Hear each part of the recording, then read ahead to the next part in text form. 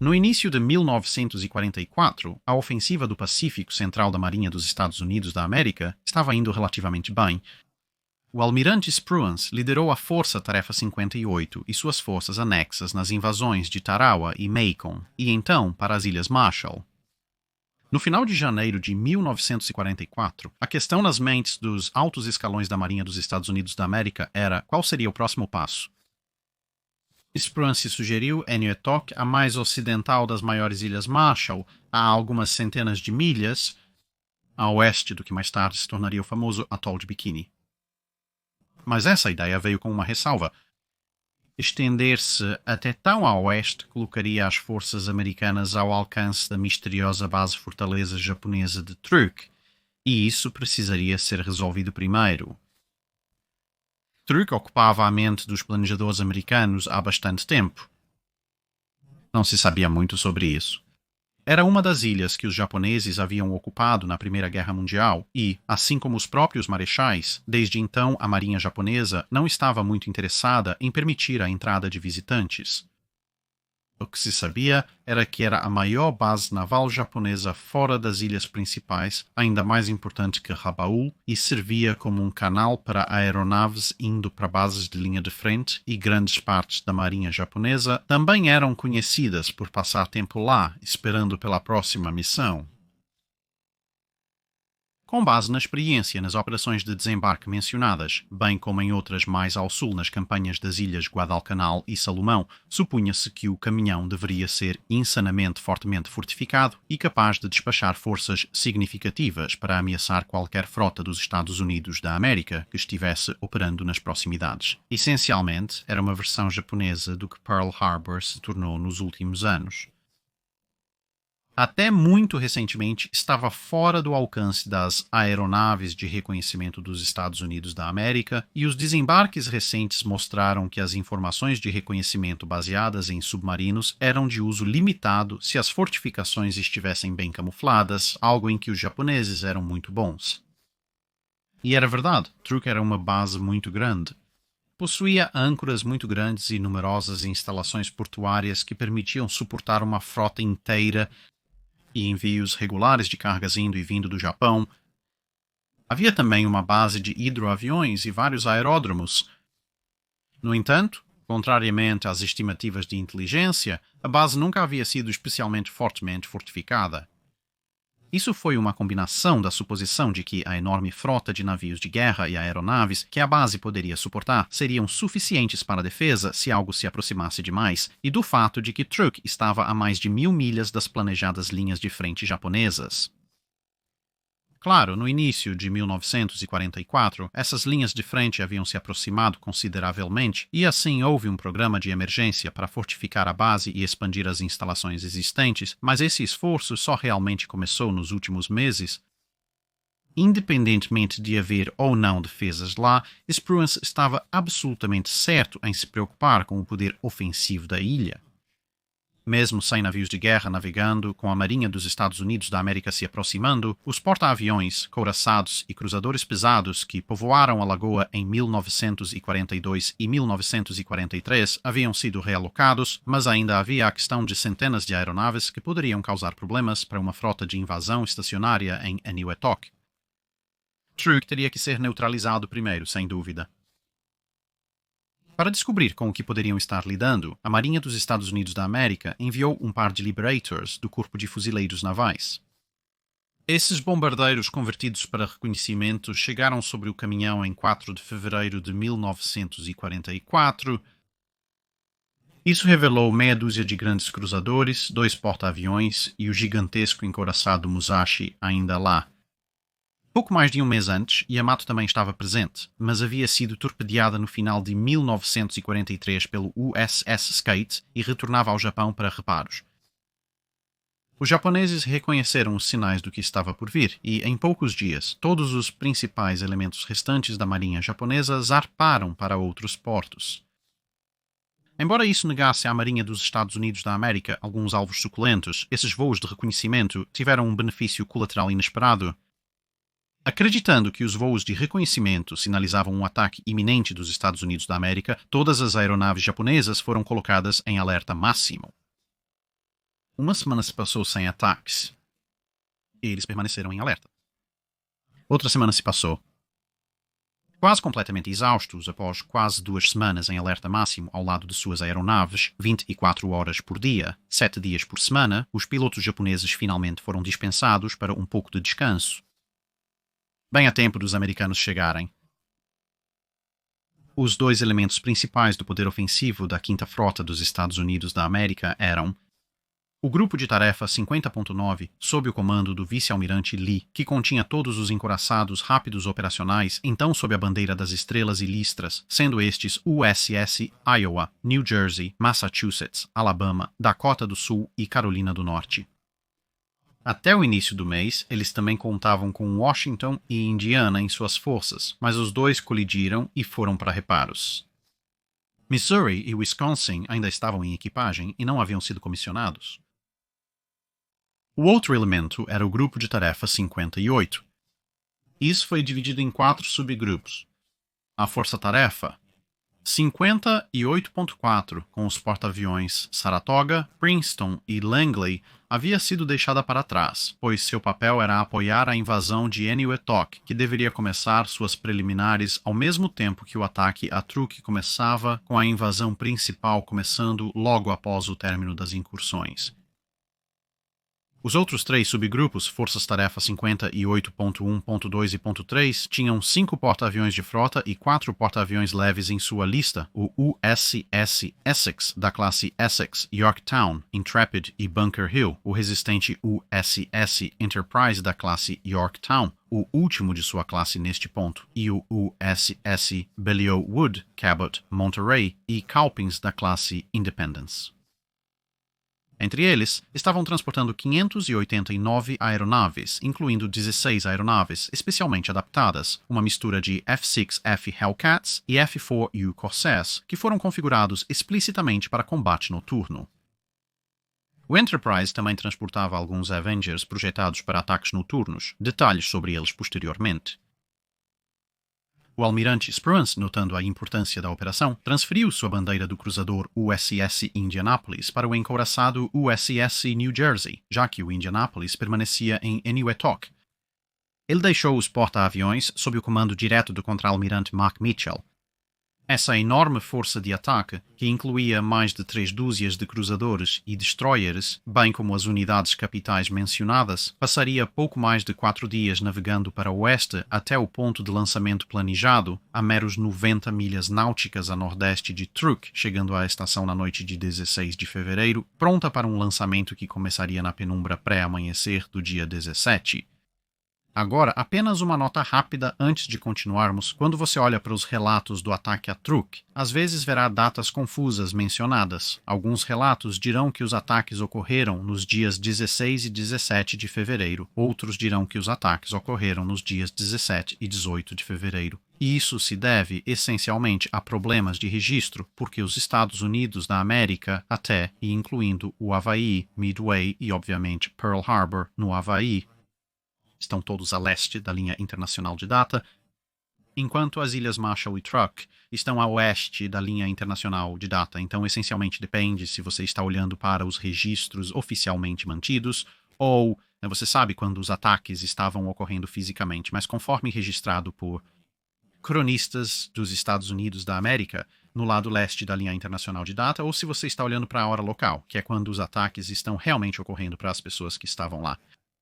Em qualquer caso desconhecido pelas forças dos Estados Unidos da América na época, a contagem já havia sido iniciada. O submarino USS Skate, que ainda rondava as águas ao redor do caminhão depois de apenas conseguir danificar o Yamato, conseguiu encontrar o cruzador leve Agano, que havia deixado o caminhão no dia 16. Ela já havia sido atingida por um torpedo de um Avenger enquanto estava ancorada em Rabaul, e depois por outro torpedo do USS Scamp, enquanto estava a caminho do caminhão para reparos daquele primeiro impacto de torpedo. Remendada o suficiente para voltar ao Japão, ela seguia nessa direção quando outro par de torpedos do Skate a atingiu, deixando-a mortalmente ferida. O destruidor de escolta 8 começou a resgatar sobreviventes antes do Agano afundar no início do dia 17. Apesar de ter sido afundada a mais de 150 milhas do caminhão, a Gunn poderia ser tecnicamente descrita como a primeira vítima da operação. Mas de volta aos porta-aviões. 5 porta-aviões começaram a lançar Hellcats 90 minutos antes do amanhecer. Assim que todos estavam no ar, esses aviões do esquadrão se uniram em um grupo de 72, voando principalmente em baixa altitude. Com apenas 90 milhas náuticas para percorrer, eles alcançariam o caminhão ao raiar do dia. Os caças de Bunker Hill forneciam cobertura superior e reconhecimento, enquanto as aeronaves da Enterprise e Yorktown eram o principal grupo de ataque em baixa altitude. Os porta-aviões Intrepid e Essex forneceram Hellcats que chegavam um pouco depois, em altura intermediária, para apoiar os grupos de baixa ou alta altitude que precisassem de assistência. Mas houve muito pouca resistência japonesa no início. As instalações de radar japonesas eram, em termos gerais, semelhantes em capacidades às estações de cadeia de caça da Batalha da Grã-Bretanha. Isso incluía a incapacidade de detectar atacantes de baixa altitude, o que significava que o alerta só foi emitido quando detectaram as aeronaves de maior altitude do Intrepid um pouco atrás da formação de ataque de baixo nível, permitindo que as aeronaves dos Estados Unidos da América se aproximassem praticamente em cima do caminhão antes que a sirene soasse. Isso foi agravado pelos mencionados pilotos japoneses exaustos estarem de licença, que aconteceu de estar em uma pequena ilha separada na cadeia, e, assim, isso significava que quando o alarme soou, todos eles tiveram que correr ao longo de um longo caminho para o principal aeródromo antes que eles pudessem até mesmo começar a pensar em embarcar em suas aeronaves e decolar. Das centenas de aeronaves japonesas de todos os tipos presentes no caminhão, apenas algumas dezenas conseguiram se preparar minutos antes da chegada do ataque dos Estados Unidos da América. Lutando para ganhar altitude e em grande desvantagem numérica, ainda assim dariam o seu melhor.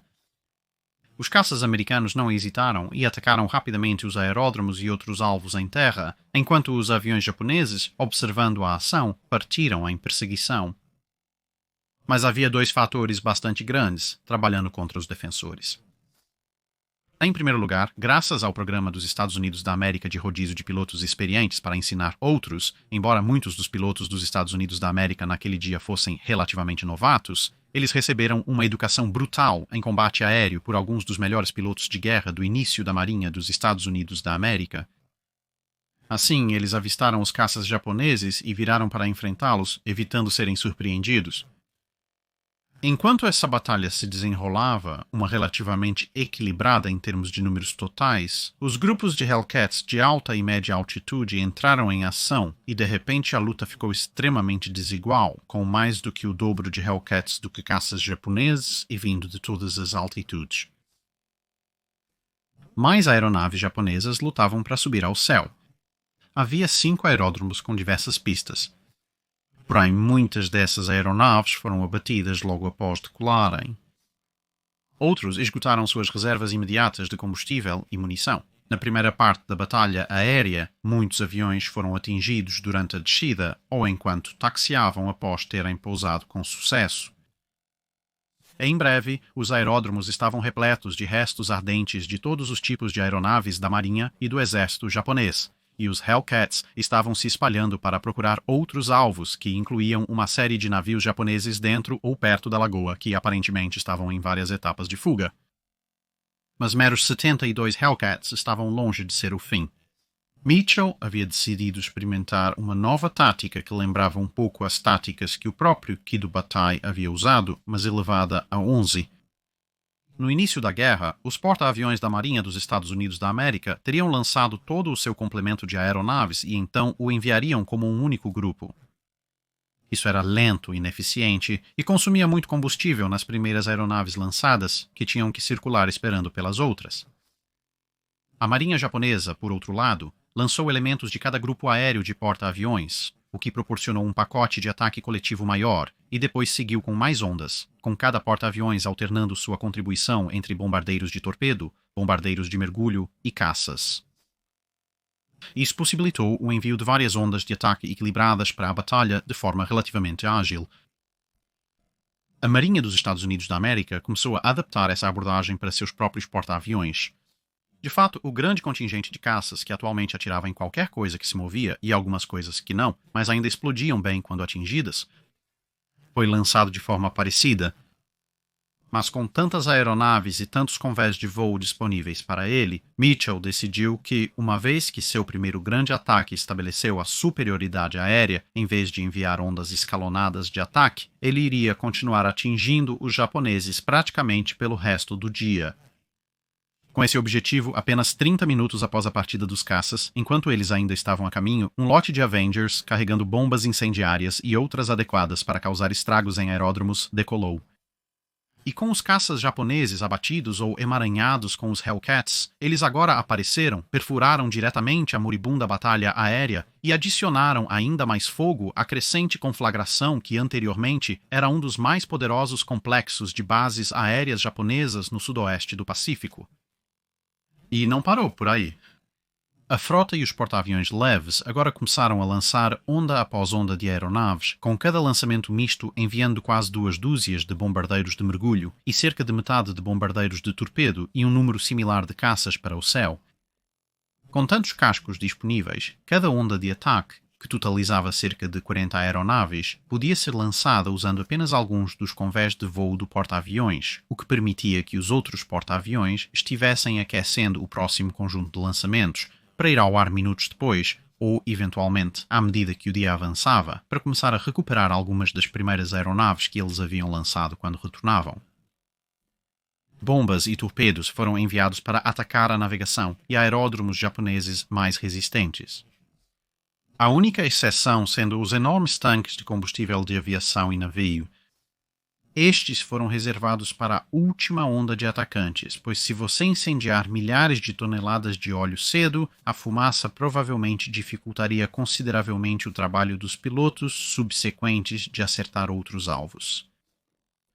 Assim, os ataques diurnos visavam principalmente craterar as pistas com bombas pesadas, negando seu uso adicional ao inimigo por algum tempo e, claro, afundar o máximo de navios possível. Logo, os navios japoneses começaram a cair. O cruzador Naka havia sido avistado fora da lagoa, em um curso para casa. Ela foi atacada repetidamente antes de um golpe de torpedo combinado com um acerto direto de uma grande bomba a partir em 2, e ela afundou bastante rápido. O tenente Bridges, pilotando um Avenger do Torpedo Squadron 6 do Intrepid, realizou um ataque de torpedo perfeito em um grande alvo. Para sua infelicidade, acabou sendo o Aikoku Maru de 10.000 toneladas, repleto de munição até a borda. O navio foi atingido e quase instantaneamente desapareceu em uma explosão apocalíptica. Quando a fumaça se dissipou, os destroços do navio desapareciam rapidamente sob as ondas e o Avenger também sumira sem deixar rastros. Em outro lugar, os destroyers japoneses estavam caindo como moscas. Fumizuki foi mortalmente danificado e afundaria por vazamentos nas próximas 24 horas. Takekaze foi torpedeado e afundou imediatamente. Matsukaze e Shigura foram ambos atingidos e gravemente danificados em diferentes graus, e mais de uma dúzia de navios mercantes de várias descrições também foram todos enviados para o fundo. Agora se seguiu o elemento mais controverso de todo o confronto. O cruzador Katori, o cruzador mercante armado Akagi Maru, o arrastão armado Shonan Maru no 15 e os destroyers Maikaze e Nuaki estavam a caminho do Japão, tendo deixado o caminhão pouco antes dos ataques começarem. Aeronaves americanas que se aproximavam avistaram os inimigos, e Mitchell enviou uma das muitas ondas de ataque para persegui-los. No entanto, Spruance também recebeu essa informação, e ele ordenou que o encouraçado Iowa, os cruzadores Minneapolis e New Orleans e 4 destroyers se dirigissem para interceptar também. Da ponte de comando do USS New Jersey, ele ordenou que seu navio se unisse à perseguição. Comparado ao seu habitual eu calculista, essa foi uma jogada um tanto atípica. A aeronave deveria facilmente destruir a força japonesa, e caso falhasse, havia muitas outras ondas de ataque prontas para tentar novamente.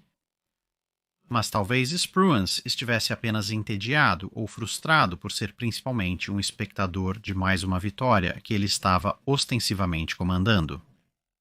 Ou talvez ele apenas não quisesse que Mitchell ficasse com todas as vitórias, já que os dois não se entendiam bem nesse período. Ou talvez, como oficial de navio de guerra e cruzador antes da guerra, ele só queria fazer as grandes armas funcionarem por uma vez. De qualquer forma, as aeronaves eram mais velozes e chegaram antes. Maikaze foi danificado por um quase acerto, Katori foi atingido na popa por bombas e a Kajimaru também foi muito atingido. Enquanto o grupo de superfície se aproximava, uma única aeronave japonesa tentou bombardear Iowa, mas errou, e um piloto do Enterprise que estava orbitando nas proximidades notou a fumaça da formação japonesa danificada. A primeira onda de ataque já havia saído e convidou todas as outras aeronaves próximas via rádio para acabar com eles, apenas para quase imediatamente ter sua mensagem contrariada por Mitchell. A força de Spruance havia alcançado o alcance do tiro e nenhum dos almirantes queria que surgisse qualquer confusão sobre quem iria acabar com esses navios e também evitar fogo amigo. Logo, chuvas de projéteis de 16, 8 e 5 polegadas estavam caindo ao redor da formação japonesa, que lutou com determinação, mesmo estando completamente superados. Katori eventualmente virou e afundou com enormes buracos de projéteis visíveis em seu casco, indo para baixo com suas armas ainda disparando. Maekaze perdeu uma luta contra quase todas as armas de fogo rápidas da frota dos Estados Unidos da América, mas conseguiu lançar seus torpedos no último minuto, afundando com sua arma de popa ainda disparando contra o New Jersey. Uma aeronave dos Estados Unidos da América avistou o lançamento do torpedo, e New Jersey e Iowa conseguiram desviar, evitando serem atingidos. Enquanto as armas subaquáticas passavam, Spruance comentou que teria sido embaraçoso. O único sobrevivente do encontro foi o Noaki, que decidiu que a descrição era definitivamente a melhor parte da bravura e rapidamente se mandou enquanto todos os outros estavam ocupados. Desviando e tecendo sob uma cortina de água e estilhaços dos canhões de Iowa e New Jersey, ela conseguiu escapar com o único dano sendo estilhaços de quase acertos. O codificador deste pequeno encontro foi o perseguidor de submarinos de 450 toneladas CH-24, que foi avistado ao pôr do sol. O destroyer USS Burns foi enviado para investigar e, ao se aproximar, o minúsculo CH-24 abriu fogo contra o destroyer muito maior com seu único canhão de convés, um pequeno modelo de 3 polegadas. Como esperado, ele foi quase imediatamente afundado pela bateria principal superior de Burns. O assunto poderia ter sido concluído mais rápido e com menos risco por aeronaves, mas essa seria a única vez que esses dois couraçados americanos conseguiram disparar suas armas contra um navio de guerra inimigo significativo. E assim eles encerraram a noite terminando um amplo círculo de caminhão com suas maiores insígnias de batalha voando, o que foi uma jogada de poder se você já viu uma. A escuridão caiu. E agora a Marinha Imperial Japonesa iria executar uma pequena medida de vingança. Alguns bombardeiros de torpedo Kate sobreviventes circulavam a frota dos Estados Unidos da América, principalmente fora do alcance dos canhões antiaéreos. Pouco antes da meia-noite, uma aeronave solitária foi avistada, indo direto para os porta-aviões dos Estados Unidos da América. Estava tão focado que se concluiu que talvez esta aeronave, como alguns dos Vingadores dos Estados Unidos da América, tivesse radar. Em qualquer caso, um Hellcat equipado com radar foi ordenado a interceptar, mas a aeronave inimiga voou tão baixo que o caça não conseguiu um retorno decente em seu escopo em meio a toda a confusão do mar, e as condições visuais naquela noite tornaram impossível também localizar o bombardeiro a olho nu. Então, a apenas 4 milhas do porta-aviões mais próximo, a aeronave japonesa desapareceu completamente dos radares, mas sem um grande respingo, indicando que ela pode ter caído no mar. Neste último momento, os navios dos Estados Unidos da América tiveram que concluir o pior e fazer manobras evasivas, mas já era tarde demais. O porta-aviões USS Intrepid foi atingido por um torpedo no lado estibordo, perto da popa, travando os lemes. Ao amanhecer, ela teria que voltar sob escolta para Eniwetok depois que seu sistema de direção fosse consertado. Mas ainda não havia acabado. A Enterprise carregava uma dúzia de Vingadores com o radar do Torpedo Squadron 10, como mencionado antes. Estes foram agora enviados nas primeiras horas da manhã e conseguiriam mais de uma dúzia de acertos diretos em navios inimigos que presumiam estar relativamente seguros de ataques precisos nas horas de escuridão. No dia seguinte, ao amanhecer, ataques adicionais foram realizados para finalizar os navios danificados, pegar os que foram perdidos e aumentar a destruição nos aeródromos. Logo após o amanhecer, o destroyer Hoyt, que retornava com os sobreviventes do Agano, foi avistado e torpedeado apesar de seus esforços em sua aproximação, afundando com a perda da maior parte de sua tripulação e os mais de 500 sobreviventes do Agano que estavam abaixo do convés. Ao meio-dia do segundo dia, no entanto, estava bastante claro que, na verdade, não havia muito valor no caminhão que já não estava em chamas ou afundando, e então a formação dos Estados Unidos da América se desviou e voltou para dar mais apoio aos desembarques em Eniwetok. Em seu rastro, eles deixaram os destroços de 3 cruzadores, 4 destroyers, 4 navios de guerra menores, 3 cruzadores mercantes armados, 20 transportes diversos, 2 navios de apoio a submarinos e 5 petroleiros, com quase uma dúzia de outros navios danificados em diferentes graus. Cerca de 17.000 toneladas de combustível precioso, uma mistura de óleo de navio e combustível de aviação, estava queimando alegremente e cerca de 2/3 de todas as aeronaves presentes na ilha no início haviam sido abatidas ou destruídas no chão, junto com a maioria dos suprimentos que haviam sido armazenados lá. Truk estava essencialmente morto no que diz respeito a ser uma grande base naval e, embora continuasse a ser usada como uma base aérea nos meses seguintes, sua ameaça diminuiu o suficiente para que os Estados Unidos da América, após alguns ataques de acompanhamento mais tarde no ano, decidissem simplesmente contorná-lo, pois simplesmente não valia o custo em tropas para conquistá-lo. As perdas dos Estados Unidos da América totalizaram o dano ao Intrepid mencionado a 1 minuto e 25 aeronaves perdidas, com 40 marinheiros e aviadores também desaparecidos. Uma dúzia deles havia sido perdida no ataque ao Intrepid e o resto havia caído com suas aeronaves, embora essa conta particular pudesse ter sido muito, muito maior se os submarinos dos Estados Unidos da América esperando na costa não tivessem resgatado uma série de tripulações de aeronaves abandonadas e, no último dia da operação, sem nenhuma oposição aérea particular para falar, um hidroavião Kingfisher até pousou dentro da própria lagoa de Truk para pegar o piloto de um Hellcat do USS Essex, que havia sido atingido por fogo antiaéreo e forçado a abandonar imediatamente. No mar, Esperance foi informado de sua promoção a um posto de 4 estrelas e, após reabastecer, ele levaria alguns dos navios de guerra de volta para ajudar nos desembarques em Eniwetok, que estavam apenas começando, enquanto ao mesmo tempo ele ordenou a Mitchell que seguisse para o oeste, o mais profundo no território japonês que a Marinha dos Estados Unidos da América já havia ido com intenção. Saipan, Tinian e Guam acabaram de ser adicionados à lista de ataques, e os pilotos dos porta-aviões teriam 3 dias de descanso enquanto estavam em trânsito antes que fosse hora de voltar à ação. É isso para este vídeo.